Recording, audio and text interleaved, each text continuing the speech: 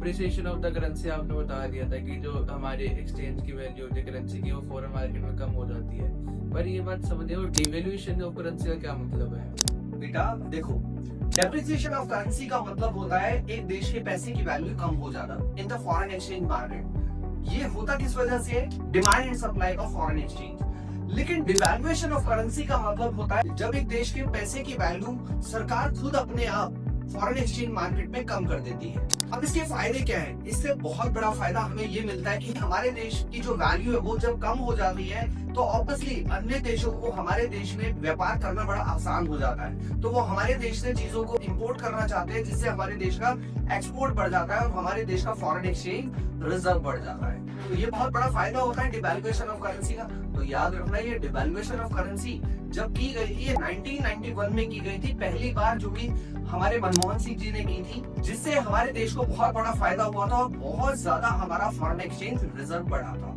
Thank you.